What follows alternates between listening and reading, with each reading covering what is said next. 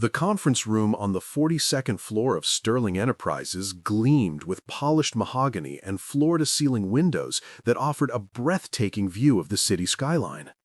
Alexander Sterling stood at the head of the table, his tailored charcoal suit fitting him perfectly as he concluded yet another high-stakes business meeting.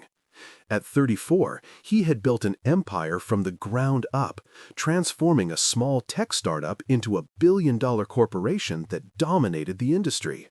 His dark hair was impeccably styled, his jaw sharp and defined, and his steel-gray eyes held the kind of intensity that made investors nervous and competitors wary.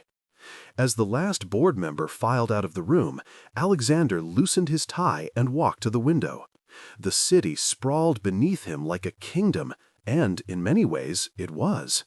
He had everything a man could want: wealth beyond measure, power that opened every door, respect from his peers, and yet something felt hollow.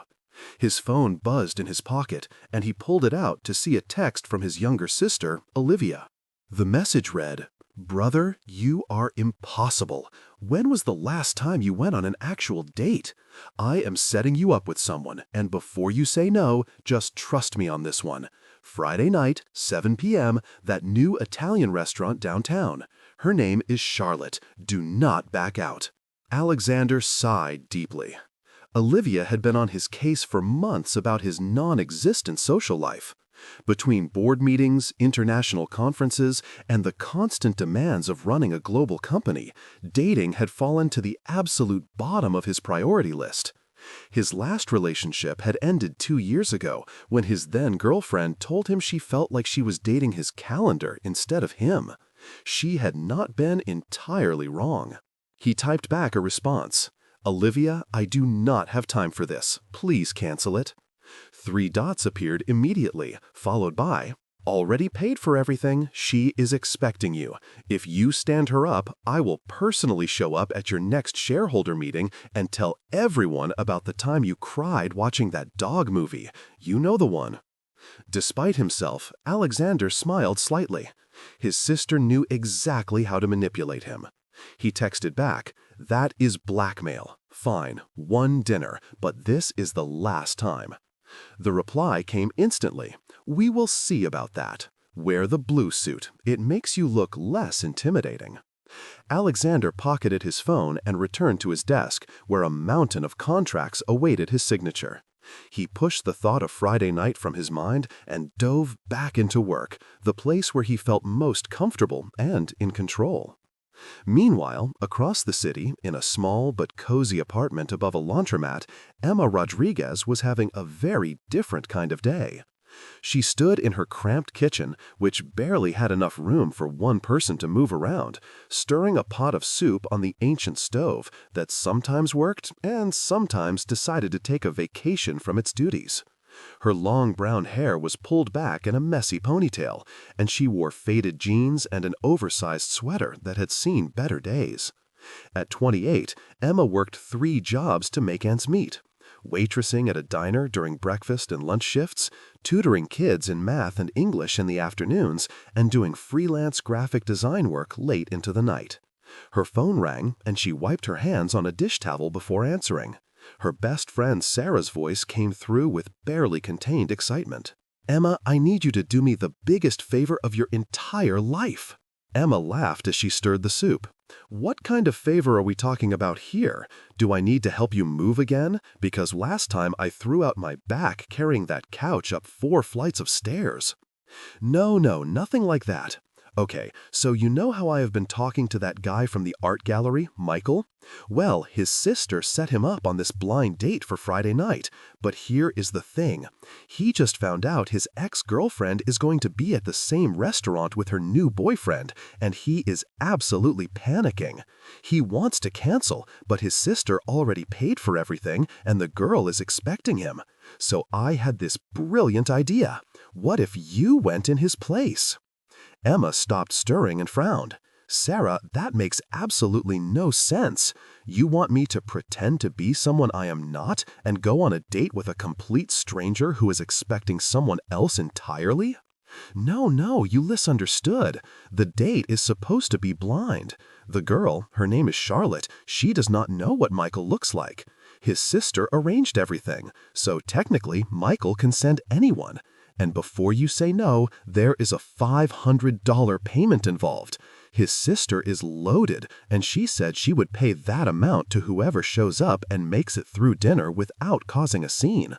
$500, Emma. Think about what you could do with that money. Emma's mind immediately went to the stack of bills on her tiny desk, the rent that was due in a week, the student loans that never seemed to get any smaller no matter how much she paid. $500 would buy her breathing room, maybe even allow her to take a Sunday off for the first time in months. I do not know, Sarah. This seems really weird and potentially disastrous. What if this Charlotte person figures it out? What if she gets upset? She will not figure it out. You just have to show up, have dinner, be your charming self, and then leave. Michael's sister just wants someone to go so she does not look bad for setting it up. Apparently, this Charlotte girl is the daughter of some business associate, and it would be awkward if nobody showed up. Please, Emma, I already told Michael you would do it. Emma groaned. You told him I would do it before even asking me? I know you need the money. And honestly, when was the last time you had a nice dinner at a fancy restaurant? This place is supposed to be incredible. All expenses paid, amazing food, and you get paid to eat it. It is basically a dream scenario. Emma stirred her soup, which was more water than vegetables, because that was all she could afford this week. A fancy dinner did sound appealing, and $500 would solve several immediate problems. Against her better judgment, she heard herself saying, "Okay, fine, I will do it, but you owe me big time." Sarah squealed with delight. You are the best friend in the entire world. Friday night, 7 p.m., the restaurant is called Bella Nate. Dress nice. Not too nice, just nice. You know what I mean. After hanging up, Emma looked down at her soup and laughed at the absurdity of the situation. She was going to impersonate someone on a blind date with a stranger, all for $500. What could possibly go wrong? Friday evening arrived faster than Alexander wanted.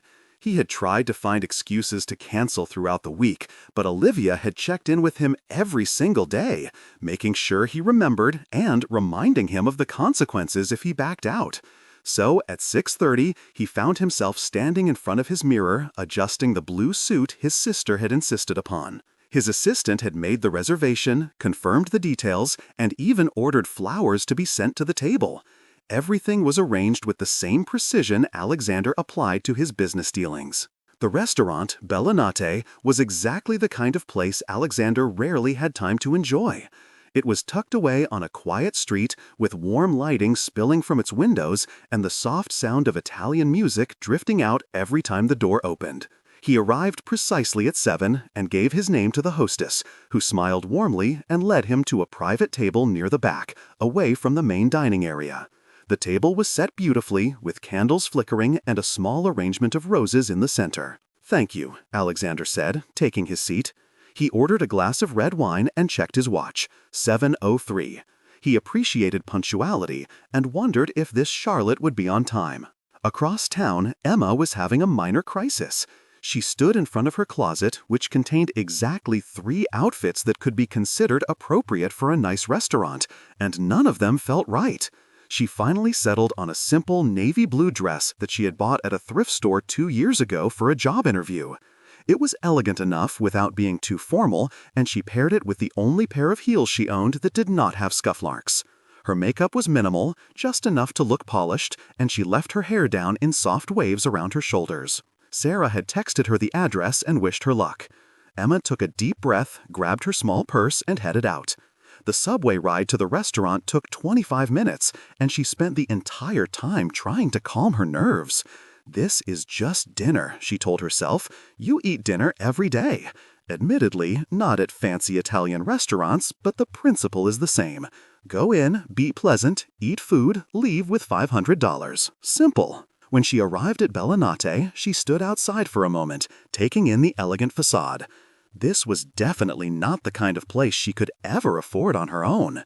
She pushed open the door and approached the hostess stand, suddenly aware of how out of place she felt. "Hi, I am here for the Sterling reservation," she said quietly. The hostess checked her list and smiled. "Of course, right this way." Emma followed her through the restaurant, her heart pounding. Sterling. She had not even asked Sarah what the guy's last name was. What if he was someone famous? What if she made a complete fool of herself? These thoughts swirled in her mind as the hostess led her to a private table in the back. And then she saw him. Alexander looked up as the hostess approached with a woman, and for a moment, He forgot every thought in his head. The woman walking toward him was not what he had expected. There was something genuine about her, something unpolished and real that was so different from the carefully curated appearances of the women he usually met at business functions and charity galas. Her dress was simple, but she wore it with an understated grace. Her eyes, a warm brown, held a mixture of nervousness and determination. He stood as she reached the table, remembering his manners. "Charlotte?" Emma froze for just a fraction of a second. This was it, the moment of truth. She could correct him, tell him there had been a mistake, and walk away, or she could go through with this and earn the money she desperately needed.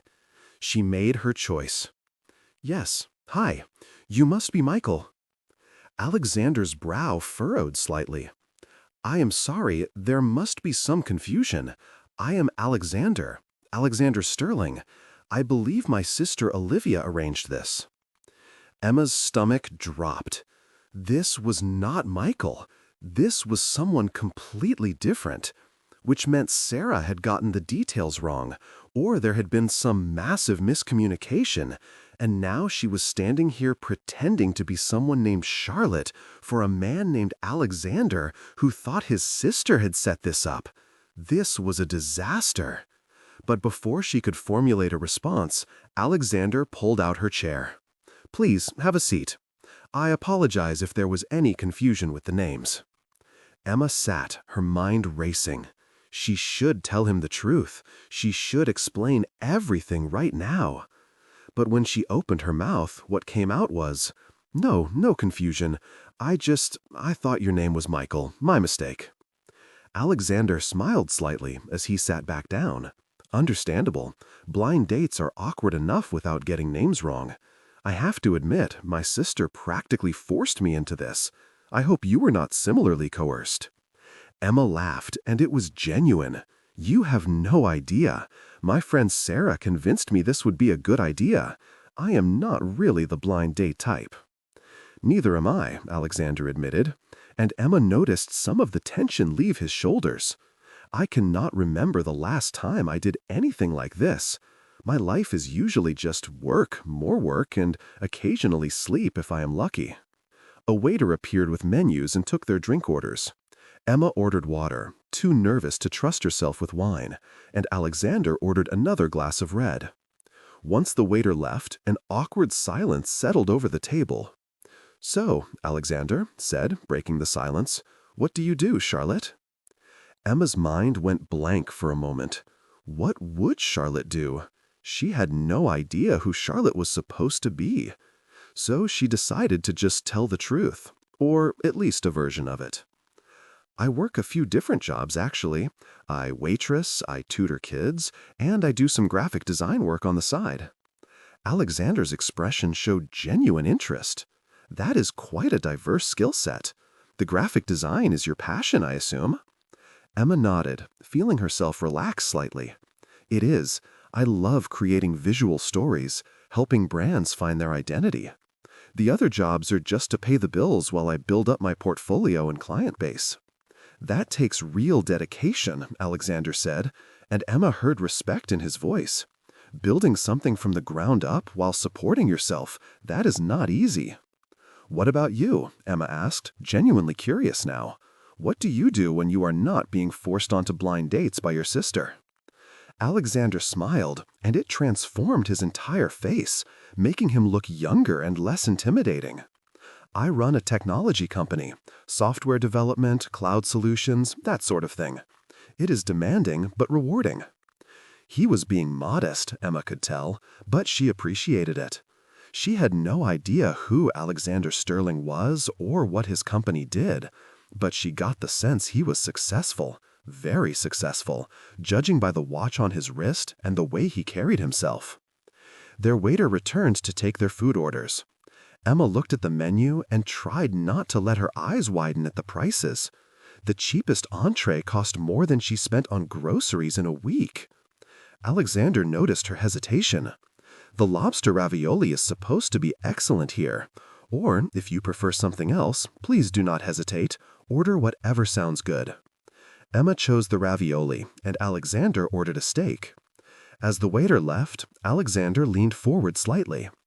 I have to be honest with you, Charlotte. I came here tonight with every intention of getting through dinner as quickly and politely possible and never agreeing to one of these setups again. But I am finding myself actually enjoying this conversation.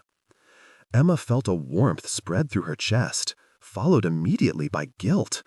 He thought she was Charlotte. He thought this was a real setup by his sister, and she was lying to him with every word. She should tell him the truth. I was dreading this too, she admitted, but you were much easier to talk to. Than I expected. As their food arrived, the conversation flowed more naturally. Alexander told her about growing up with Olivia, how his sister was his opposite in every way, artistic and free-spirited, where he was analytical and structured. Emma, careful to avoid specifics that might trip her up later, talked about her childhood, growing up in a small town and moving to the city to pursue her dreams. "Do you ever regret it?" Alexander asked. "Leaving home, taking on so much just to chase a dream?" Emma considered the question seriously. "Every single day," she said honestly. "But then I will finish a design that I am really proud of, or one of my tutoring students will finally understand something they have been struggling with, and I remember why I am doing this. The struggle is temporary, but giving up on your dreams, that is permanent." Alexander looked at her with an expression she could not quite read. "That is a remarkably mature perspective. Most people I meet are either chasing success at any cost or have already given up entirely. You seem to have found a balance." "I would not call my life balanced," Emma laughed, "more like controlled chaos with occasional moments of clarity." They talked through dinner, the conversation ranging from favorite books to travel dreams to the best pizza places in the city. Emma found herself forgetting why she was there, forgetting about the $500, forgetting that she was supposed to be playing a role. Alexander was smart and funny, with a dry sense of humor that caught her off guard and made her laugh. He listened when she spoke, really listened, asking follow-up questions and seeming genuinely interested in her answers. For his part, Alexander could not remember the last time he had enjoyed an evening this much. Charlotte was different from anyone he had met in years. She was not trying to impress him, not name-dropping or positioning herself for any advantage. She was just herself, refreshingly honest and unpretentious. When she laughed, it was unguarded and real. When she talked about her work, her face lit up with passion. She did not seem to care about his wealth or status. In fact, he got the impression she had no idea who he really was, and that was incredibly liberating. As dessert arrived, a shared tiramisu that they both picked at while continuing to talk, Alexander realized he did not want the evening to end. This was supposed to be a one-time obligation to satisfy his sister, but now he found himself wanting to see Charlotte again. "I know this might be forward," he said, setting down his fork, "but I would like to see you again. Perhaps dinner next week, or coffee, if that is less pressure." Emma's heart sank and soared at the same time. She wanted to say yes more than anything, but she could not. This entire evening was built on a lie, and the longer it continued, the worse it would be when the truth inevitably came out. "I had a really wonderful time tonight, Alexander. Honestly, this was so much better than I expected. But I do not think that is a good idea." Alexander's face fell slightly. "May I ask why? If I did something wrong, please tell me." "No," Emma said quickly. "You did not do anything wrong. You were perfect. It is just complicated." Before Alexander could respond, his phone buzzed on the table. He glanced at it and frowned. "I am sorry, I normally wouldn't check this during dinner, but it is my office. There is an issue with the presentation that is supposed to happen in Tokyo in a few hours. Do you mind if I make a quick call?" "Of course not," Emma said, grateful for the reprieve. Alexander excused himself and stepped away from the table, phone already to his ear. Emma sat there, her mind racing. She needed to leave. She needed to get out of this situation before it got worse. She could leave money for her half of the bill, slip out, and never look back. Alexander would think Charlotte had ditched him, which was terrible, but better than him finding out the truth. But even as she thought this, she knew she could not do it. It would be cowardly, and despite everything, Alexander had been nothing but kind to her all evening. He deserved better than to be abandoned at a restaurant. Alexander returned to the table a few minutes later, looking apologetic. "I am so sorry about that. Where were we? You were asking me to dinner next week, and I was trying to find a polite way to say I had a great time, but this should probably be our only date." Alexander studied her face. "You are not interested? I understand. I apologize if I misread the situation." "That is not it at all," Emma said, surprising herself with her honesty. "I am interested. I am more interested than I should be, and that is the problem. I don't understand." Emma took a deep breath. "Can I ask you something?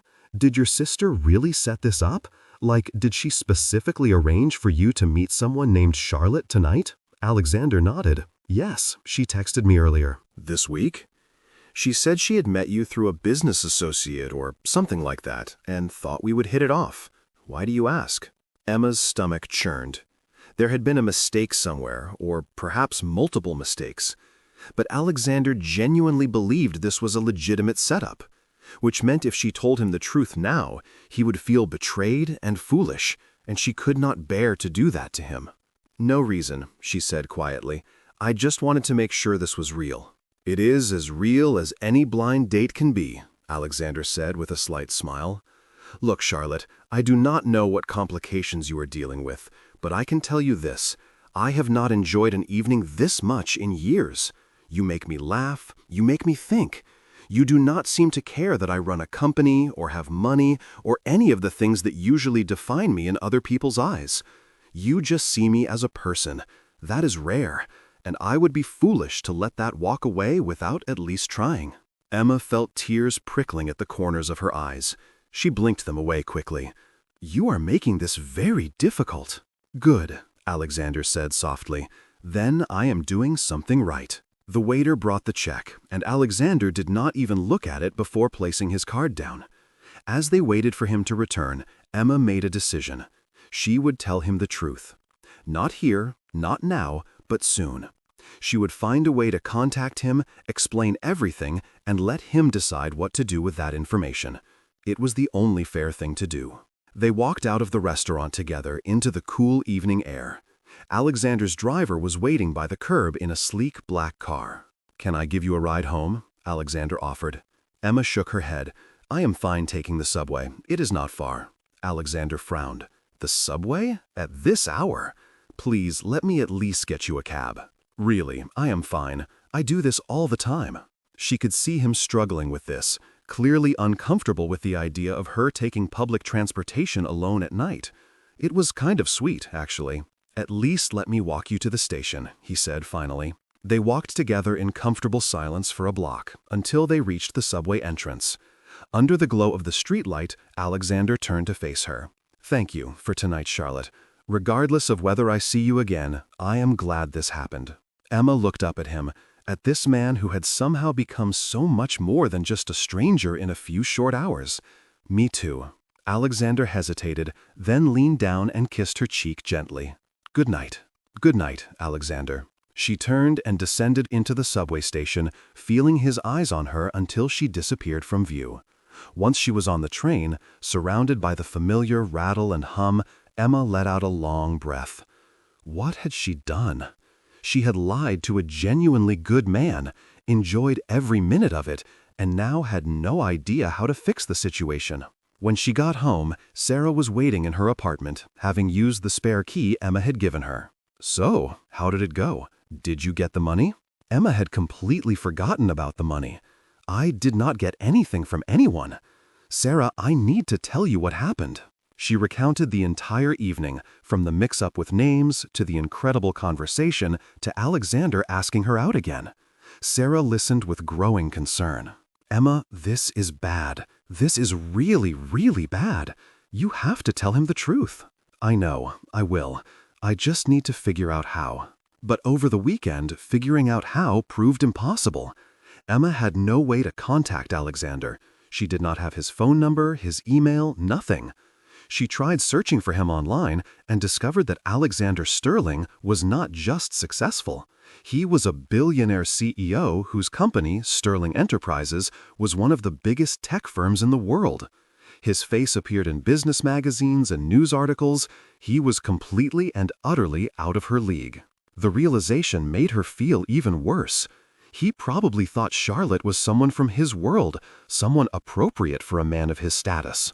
When he found out the truth, he would not just feel betrayed, he would feel like she had tried to con him or take advantage of him somehow. Monday morning arrived, and Emma dragged herself through her breakfast shift at the diner, exhausted and preoccupied.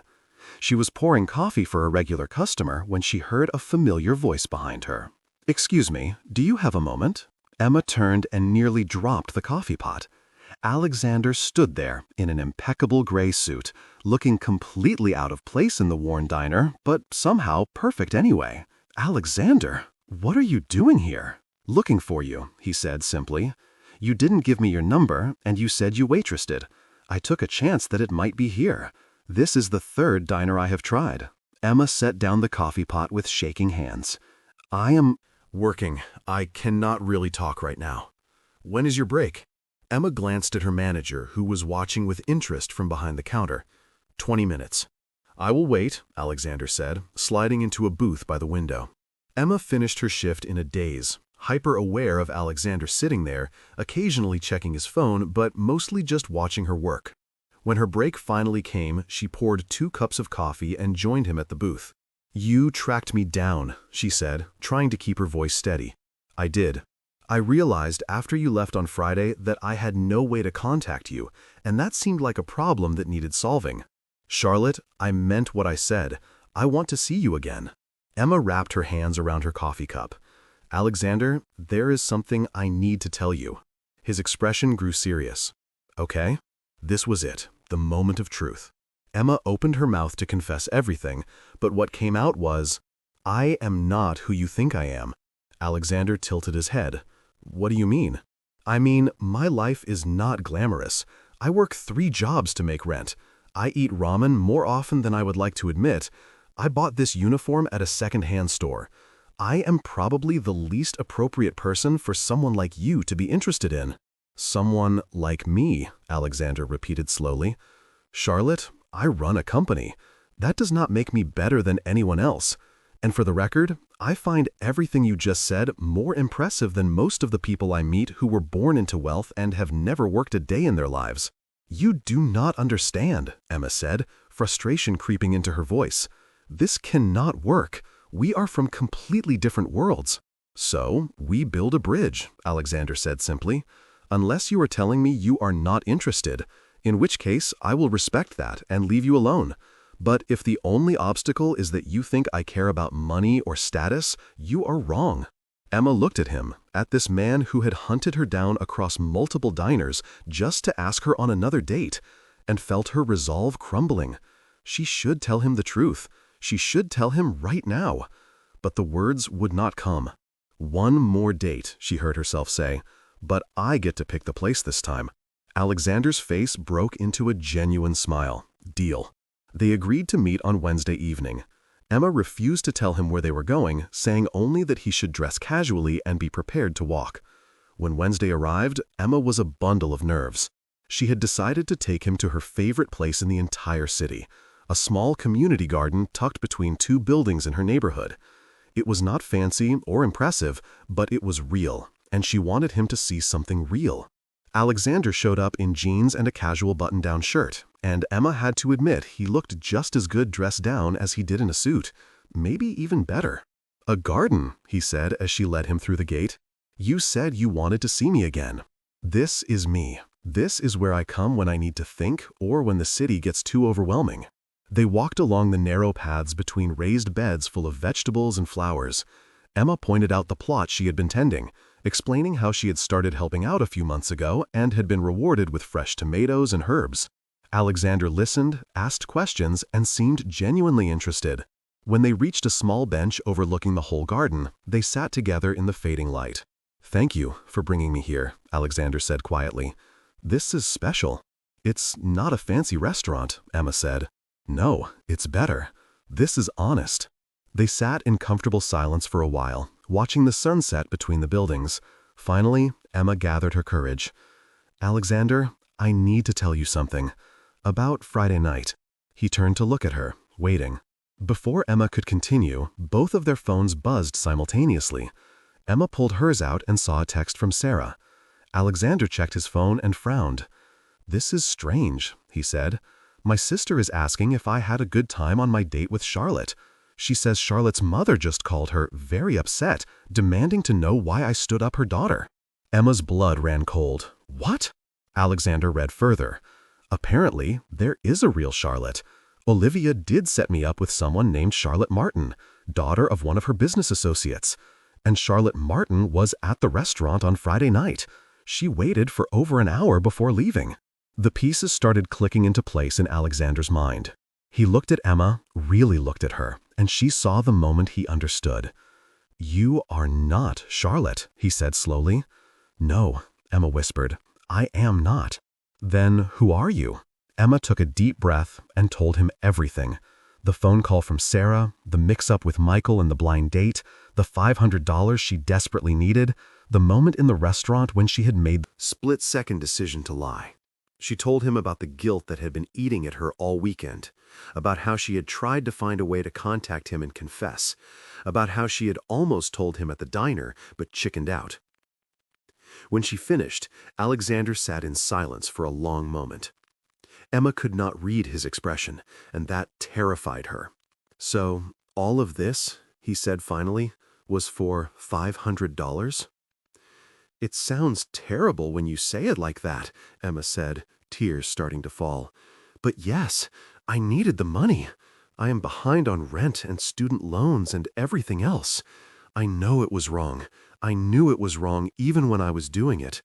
But then I met you, and you were so kind and interesting, and I could not figure out how to tell you the truth without hurting you." Alexander stood up abruptly and walked a few steps away. Emma stayed on the bench, crying silently, knowing she deserved his anger. "What is your real name?" he asked, his back still to her. "Emma. Emma Rodriguez."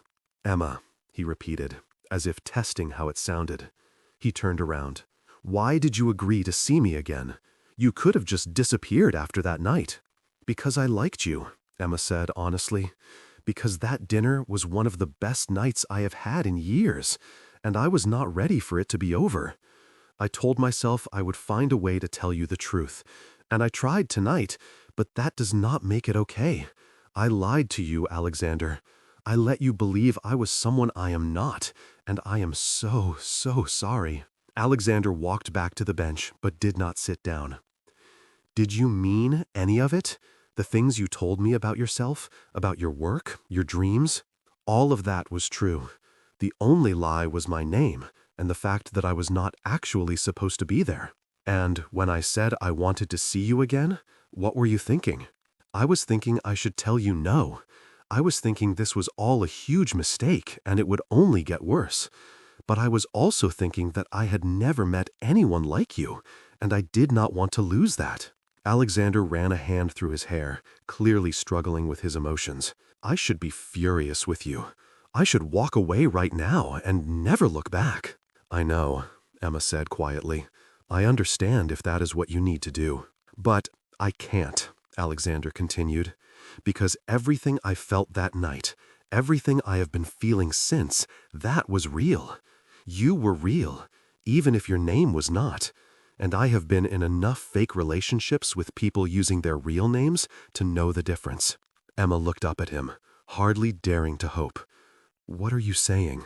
"I am saying that I am angry, and I am hurt, and I probably should not trust you. But I am also saying that I believe you when you say you tried to tell me. I believe you when you are sorry. And I am saying that I would rather try to work through this with you, with Emma, than walk away and always wonder what we might have had." Fresh tears spilled down Emma's cheeks, but these were different. "You mean that?" "I do. But I need you to promise me something. No more lies, no more secrets. If we are going to try this, it has to be honest from this point forward." "I promise," Emma said fervently. "I swear to you, Alexander, no more lies." He sat down beside her on the bench and took her hand. "So, Emma Rodriguez, would you like to start over?" "Hi, I am Alexander Sterling." Emma laughed through her tears. "Hi, Alexander Sterling. I am Emma Rodriguez. I work 3 jobs, I am terrible at cooking, and I once lied my way into a blind date with you for $500 that I never actually received. And I am a workaholic billionaire who lets his sister run his social life and apparently cannot recognize when he is being set up with the wrong person. We make quite a pair." They sat together in the garden as the last light faded from the sky, talking about everything and nothing, rebuilding on a foundation of truth what had started with a lie. It was not perfect, and there would be challenges ahead, but it was real, and that made all the difference. Over the following weeks, Alexander and Emma navigated the strange new reality of their relationship.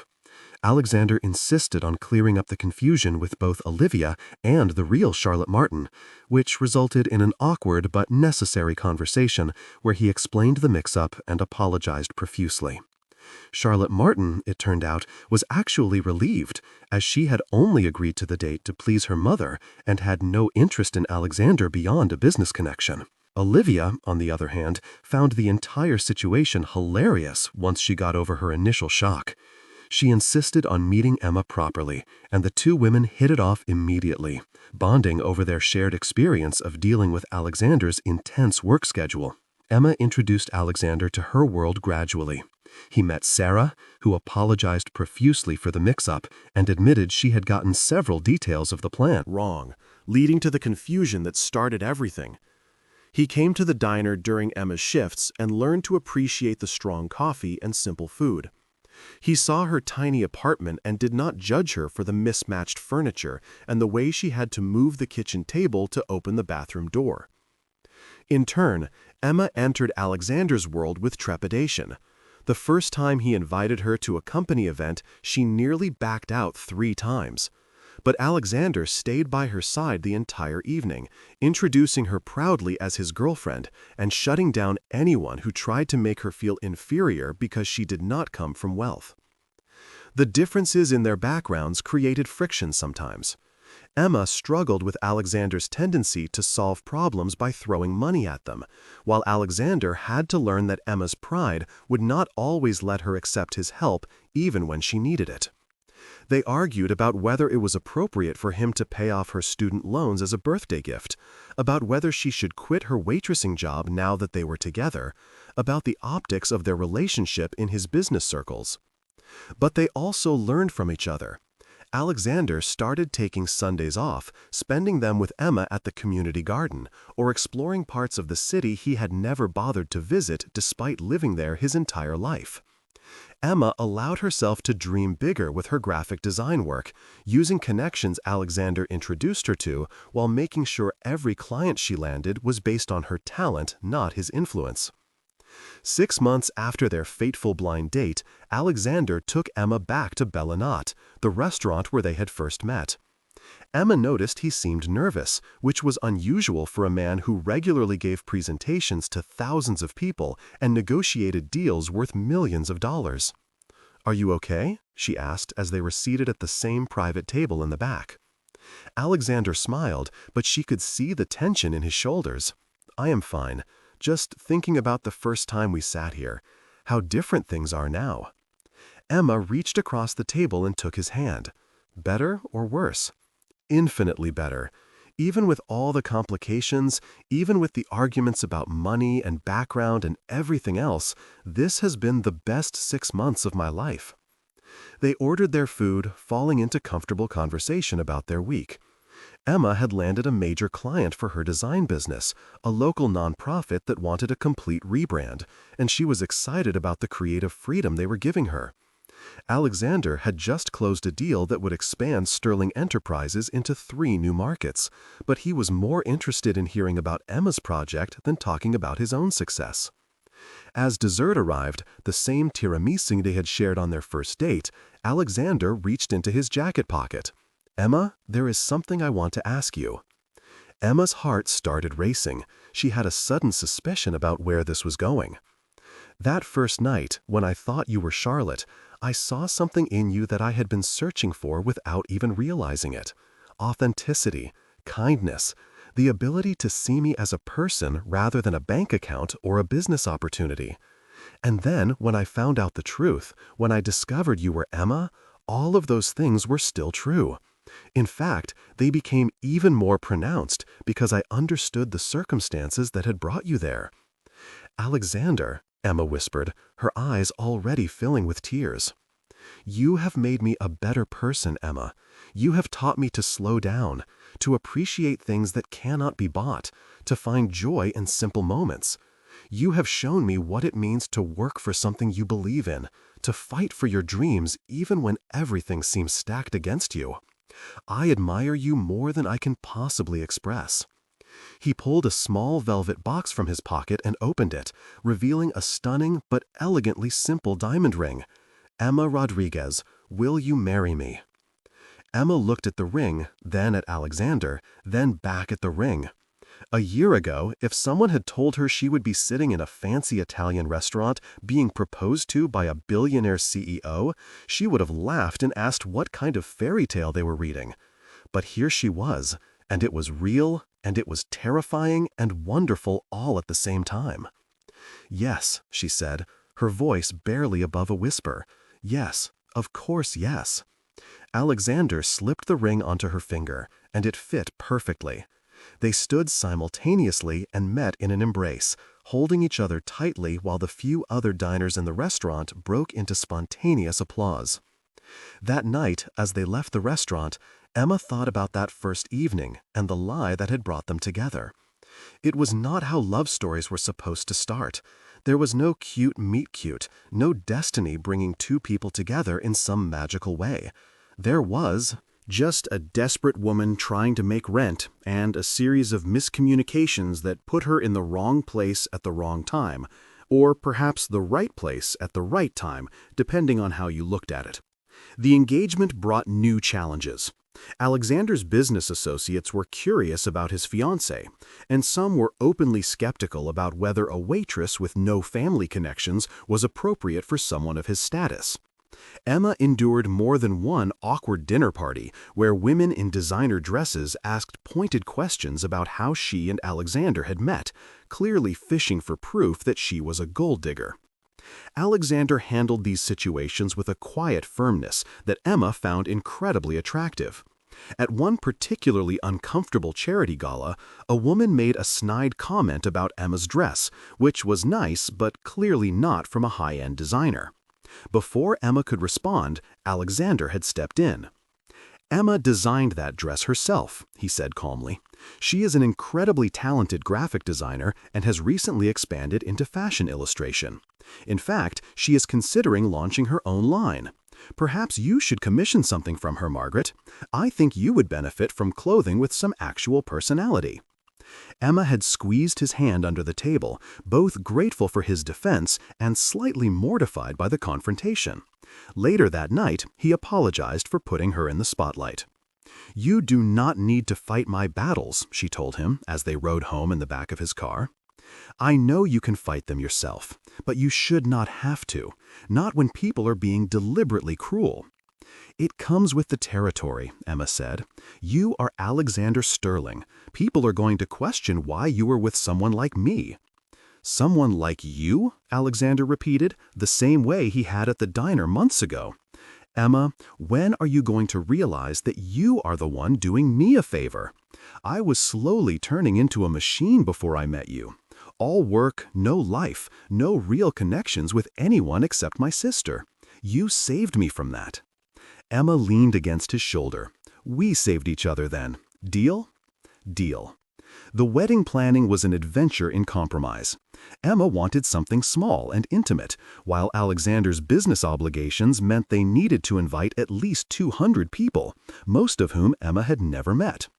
They settled on 2 ceremonies, a small private one with just close family and friends at the community garden where they had their second date, and a larger reception at a hotel for Alexander's business associates and extended family. Sarah was Emma's maid of honor, of course, and she took her duties very seriously, organizing the bachelorette party and helping Emma find a wedding dress that was elegant without being ostentatious. Olivia became a close friend as well, often joining Emma and Sarah for girls' nights, where they would eat takeout and watch movies, and complain about Alexander's tendency to schedule phone calls during dinner. The day of the small ceremony arrived on a perfect spring morning. The garden was in full bloom, with flowers everywhere and the sound of birds filling the air. Emma wore a simple white dress that she had indeed designed herself, with delicate embroidery along the hem. Alexander wore a light gray suit, and when Emma walked down the makeshift aisle between the raised garden beds, she saw tears in his eyes. The ceremony was officiated by the elderly woman who ran the community garden, a no-nonsense lady named Mrs. Chen, who had taken Emma under her wing months ago. She kept the service short and sweet, talking about how love grows like a garden, requiring patience, care, and the willingness to get your hands dirty sometimes. When it came time for the vows, Alexander went first. Emma Rodriguez, you walked into my life under false pretenses and turned everything upside down in the best possible way. You have taught me that the most valuable things in life cannot be bought or scheduled or controlled.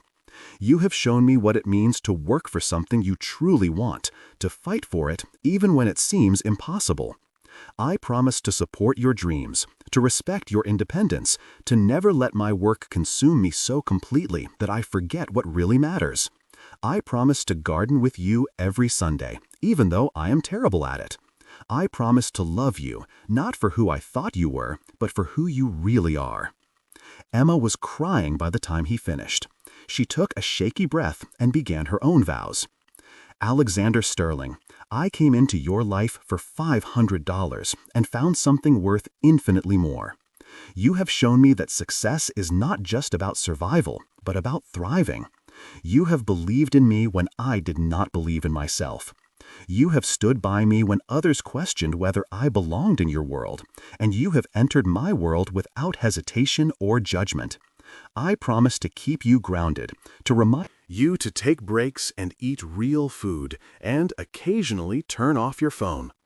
I promise to be honest with you always, even when the truth is difficult.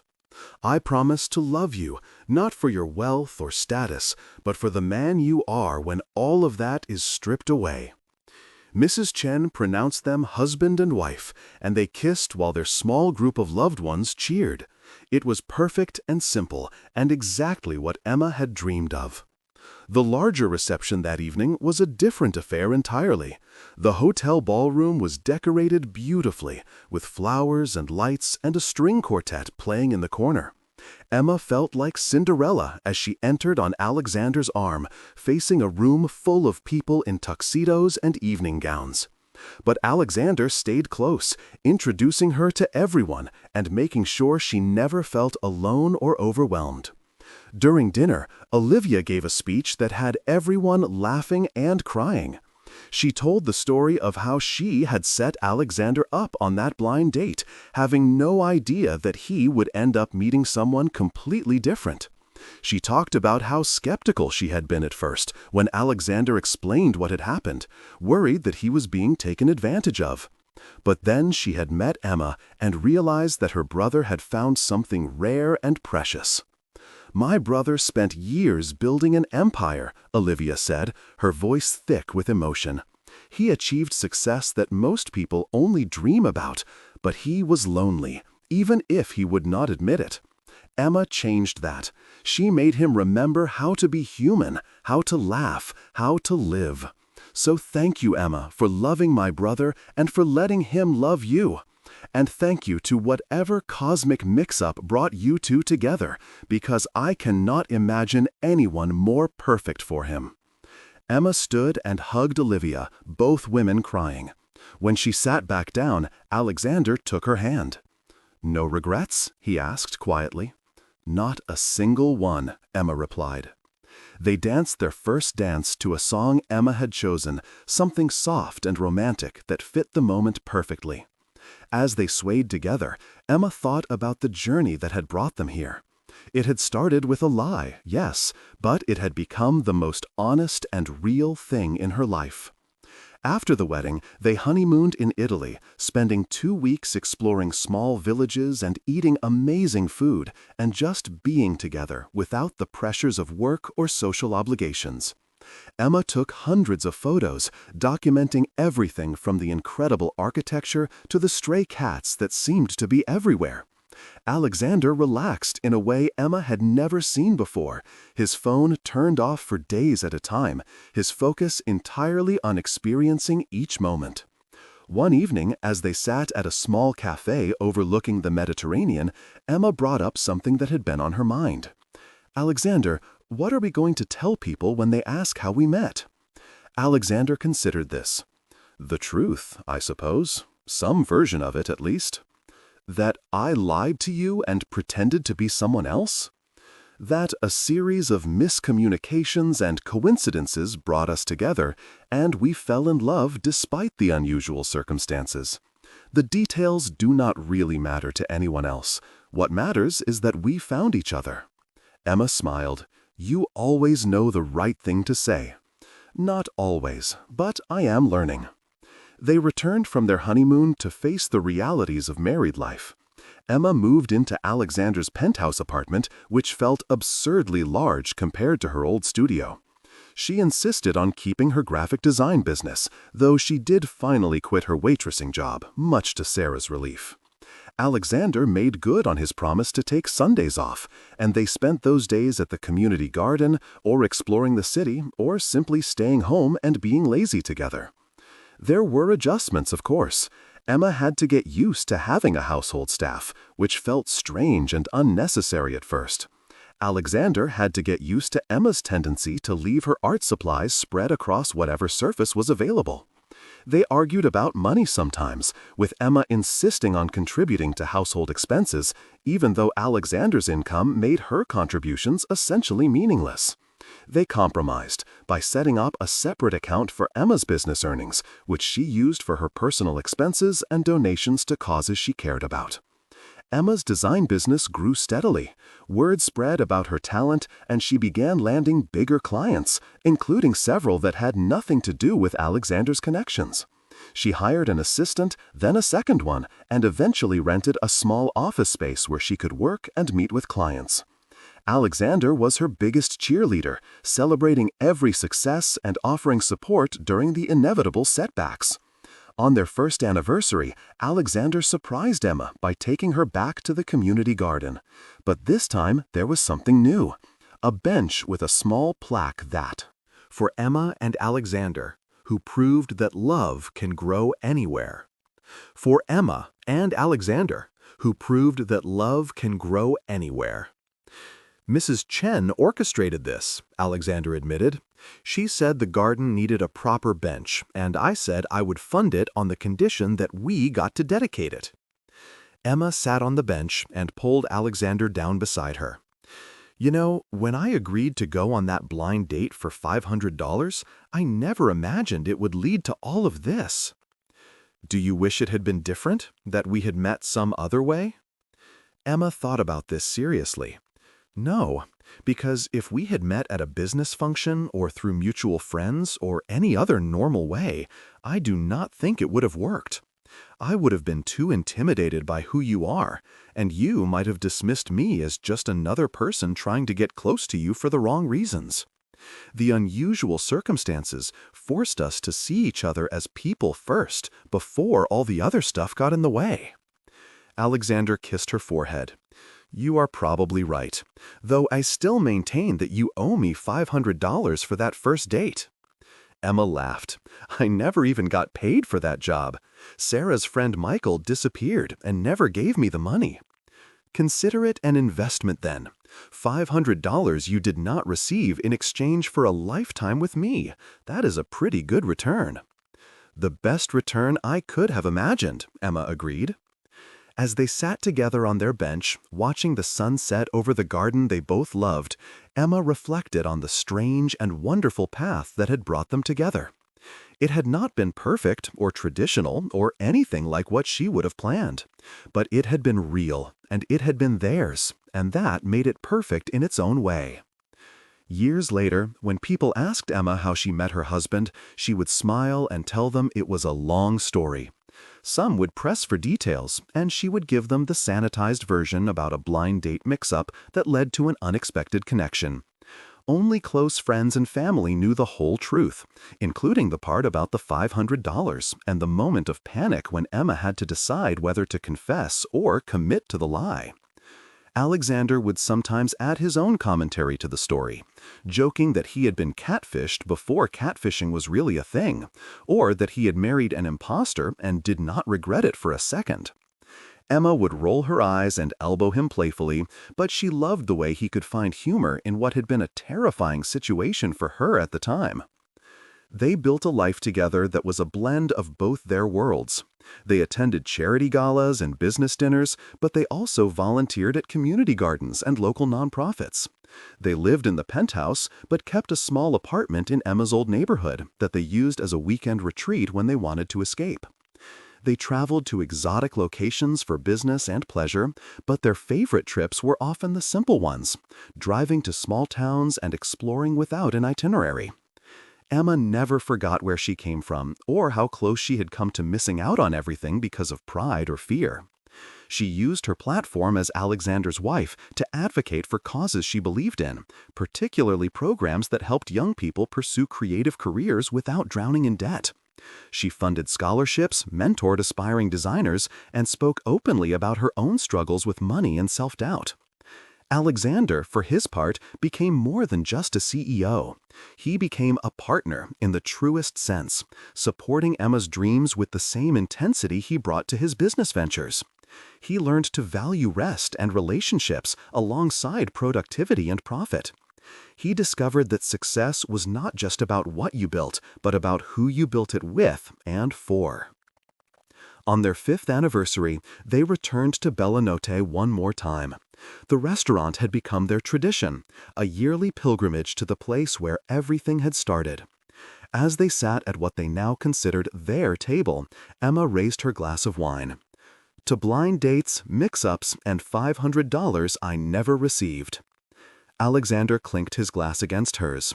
"To the best mistake of my life." They drank, and Emma smiled at the man across from her, the man she had met under such ridiculous and improbable circumstances. She thought about that first night, how terrified she had been, how convinced she was that she did not belong in a place like this with a man like him. She thought about all the moments since then, the good and the bad, the struggles and the triumphs, the way they had built something real and lasting from the shakiest of foundations. "Sometimes the best things in life come from the most unexpected places," Emma said. "Sometimes you have to take a chance on something that seems wrong or crazy or doomed to fail. And," Alexander added, "you have to trust that even when something starts with a lie, it can become the most honest and true thing in your life." They finished their dinner, talking and laughing and simply enjoying each other's company. When they finally left the restaurant, walking out into the cool evening air hand in hand, Emma felt a profound sense of gratitude. Not just for Alexander, though she was grateful for him every day, but for the entire improbable series of events that had brought them together. A mix-up with names, a desperate need for $500, a split-second decision to lie, a man who looked past the deception to see the person underneath. A woman who learned that sometimes being vulnerable and honest was scarier than any lie, but infinitely more rewarding. It was not the fairy tale Emma had imagined as a little girl. It was better because it was real, flaws and complications and all. It was a reminder that life rarely goes according to plan, but sometimes the detours lead you exactly where you need to be. As they walked down the street together, Neither in a hurry to get anywhere, Emma thought about all the people who had played a part in their story. Sarah and her well-meaning but poorly executed plan. Olivia and her determination to get her brother to date someone. The real Charlotte Martin, who had waited at a different table that same night and probably had her own story to tell about being stood up. Mrs. Chen and the community garden that became their sanctuary. All the moments and decisions and coincidences that had to align perfectly for two people from completely different worlds to find each other. "Thank you," Emma said suddenly. Alexander looked at her curiously. "For what?" "For not walking away when you found out the truth. For giving me a chance to explain. For seeing me, the real me, and deciding I was worth it anyway." Alexander stopped walking and turned to face her fully. "Emma, you were always worth it. From that first conversation, when I thought you were someone else, I knew there was something special about you. Finding out your real name did not change that. If anything, it made me admire you more, because I understood the circumstances that brought you there, and I saw your courage in telling me the truth even when you were terrified of losing me." "I was terrified," Emma admitted. "I thought you would hate me." "I could never hate you. Be frustrated with you? Sometimes. Want to strangle you when you were being stubborn about accepting help? Occasionally. But hate you? Impossible." Emma laughed and leaned into him. "I love you, Alexander Sterling." "I love you too, Emma Sterling, even if you did scam your way into my life under false pretenses." "It was not a scam. It was a misunderstanding. A very fortuitous misunderstanding. The best misunderstanding of all time." They continued walking, eventually ending up back at the community garden. It had become their habit to stop by whenever they were in the neighborhood, checking on the plants and saying hello to whoever was there. Tonight, the garden was empty, just them and the plants and the city sounds in the distance. They sat on their bench, the one with the plaque, and looked at the raised beds they had helped plant and maintain over the years. This garden had witnessed so much of their story, from that awkward second date when Emma was trying to figure out how to confess, to their small wedding ceremony, to countless Sunday afternoons spent working side by side in comfortable silence. "Do you ever wonder what would have happened if things had gone differently?" Emma asked. "If I had told you the truth right away that first night, or if I had never agreed to the date in the first place?" "All the time," Alexander admitted. "And I always come to the same conclusion. It wouldn't have worked. We needed to meet the way we did, with you pretending to be someone you were not, because it forced both of us to drop our guards. I was not looking for a relationship. I would have found some excuse to end things early if you had told me the truth right away, told myself it was too complicated or messy. And you probably would have been too intimidated to be yourself if you had known who I really was from the start." "So you are saying the lie was necessary?" "I am saying that life is messy and complicated, and rarely unfold the way we think it should. We can spend our time wishing things had been different, or we can accept that they happened exactly as they needed to. I prefer the latter." Emma rested her head on his shoulder, feeling the steady rhythm of his breathing. "You've gotten very philosophical in your old age." "Old age? I'm 39. Ancient." He laughed and wrapped his arm around her. "If I'm ancient at 39, what does that make you at 33? Mature and distinguished. Is that what we are calling it now?" They sat together as the last light faded from the sky and the city lights began to twinkle in the distance. This was Emma's favorite time of day, the quiet moment between day and night when everything felt suspended and peaceful. It was a reminder that endings and beginnings were not always distinct, that sometimes they blended together into something in between. "We should probably head home," Alexander said eventually. "I have an early meeting tomorrow." "5 more minutes," Emma requested. "I am not ready to leave yet." 5 more minutes, Alexander agreed.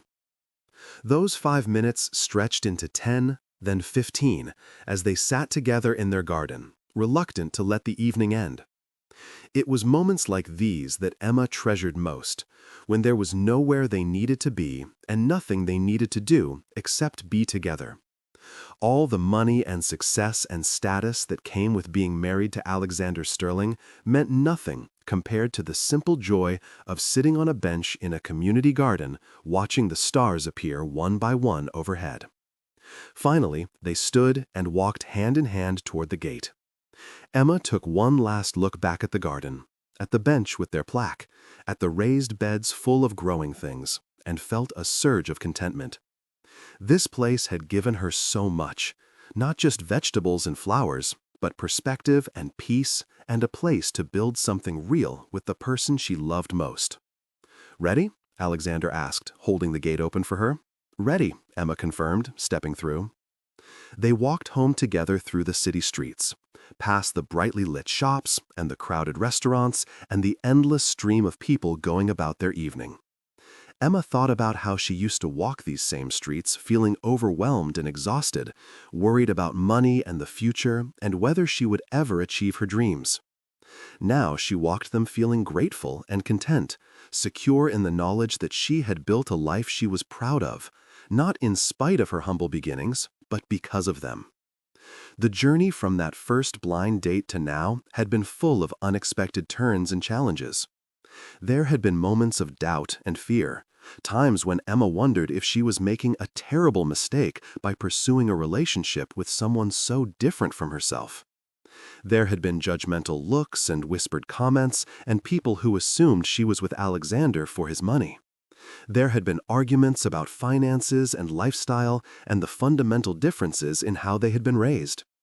But there had also been so much joy. The first time Alexander said he loved her, standing in her tiny apartment surrounded by her art supplies. The morning he surprised her with breakfast in bed made entirely by himself, even though he burned the toast and oversalted the eggs. The night they stayed up until dawn, talking about their dreams for the future, making plans and promises, and building castles in the air that somehow became real. The moment she walked down the aisle toward him in the community garden, seeing the tears in his eyes and knowing with absolute certainty that she was making the right choice. All of it, the good and the bad, the beautiful and the difficult, had brought them to this moment, walking through the city they both loved, heading home to the life they had built together. When they reached the penthouse, Alexander made them both tea while Emma changed into comfortable clothes. They settled onto the couch together, Emma curled up against Alexander's side, both of them content to simply be close, without needing to fill the silence with conversation. "I have been thinking," Alexander said after a while, "about what you said earlier, about taking chances on things that seem wrong or crazy." Emma looked up at him. "What about it?" "I think maybe we should take another chance." "On what?" "On expanding our family." Emma's heart skipped a beat. "Are you saying what I think you are saying?" Alexander smiled. "I am saying that I love our life exactly as it is, but I also think it could be even better with a couple of little people running around causing chaos. What do you think?" Emma thought about it, imagining children with Alexander's eyes and her stubborn streak, little people they could teach to garden and dream and work hard for what they wanted. It was terrifying and exciting in equal measure. "I think," she said slowly, "that sounds like another beautiful adventure."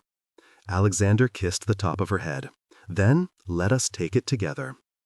They sat there on the couch, drinking their tea and making plans for the future, two people who had started as strangers and become everything to each other. And as Emma drifted off to sleep later that night, safe and warm beside her husband, she sent a silent thank you to whatever cosmic forces had brought them together, to the mix-ups and misunderstandings and $500 that started it all. Because sometimes the best love stories don't begin with love at first sight or destiny or any of the things romance novels promise. Sometimes they begin with a lie, a desperate need, and a split-second decision. Sometimes they begin with two people who have no business being together, finding each other anyway against all odds and expectations. And sometimes those are the love stories that last forever.